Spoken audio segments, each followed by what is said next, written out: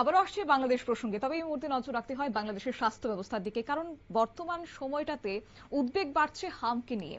আর এই হামের প্রকোপে একদিকে যখন সাধারণ মানুষের একটা উদ্বেগ রয়েছে, অন্যদিকে স্বাস্থ্য দপ্তরের কিন্তু সেক্ষেত্রে উদ্বেগ বাড়ছে যথেষ্ট। এই অবস্থায় দাঁড়িয়ে পরিসংখ্যান উঠে আসছে যে চিকিৎসা ব্যবস্থায় এখনো পর্যন্ত 176 জন শিশুর মধ্যে শরীরের হাম শনাক্ত হয়েছে। বিস্তারিত জানবো, সঙ্গে যুক্ত হয়েছে প্রতিনিধি বিশ্বজিৎ দেব। বিশ্বজিৎ, বাংলাদেশে এবার হামের প্রকোপ নিয়ে উদ্বেগ, অন্যদিকে চিকিৎসা ব্যবস্থায় বাড়তি কি সতর্ক বার্তা দেওয়া হচ্ছে বলে জানতে পারছো? দেখো, ভারতের প্রতিবেশী বাংলাদেশে হামের প্রকোপ উদ্বেগজনক হারে বাড়ছে। মঙ্গলবার পর্যন্ত সারা দেশে হাম ও হামের উপসর্গ নিয়ে আরো 9 শিশুর মৃত্যু হয়েছে বলে খবর।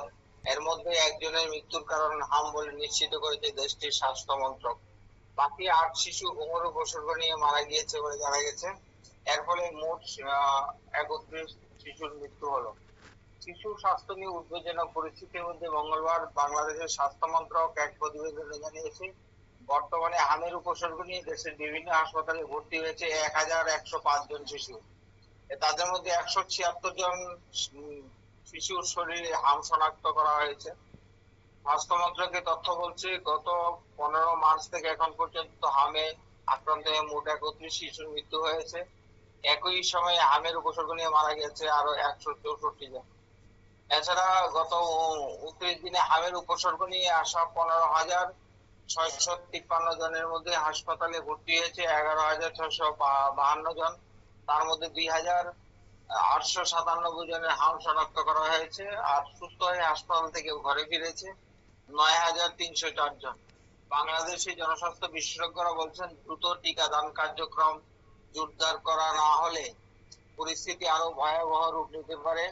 শিশুদের সুরক্ষায় অভিভাবকদের সচেতন হওয়ার পাশাপাশি সময়ের মধ্যে টিকা নেওয়ার উপর জোর দেওয়া হয়েছে। সবকিছু মিলিয়ে বাংলাদেশের হাম নিয়ে উদ্বেগ বাড়ছে।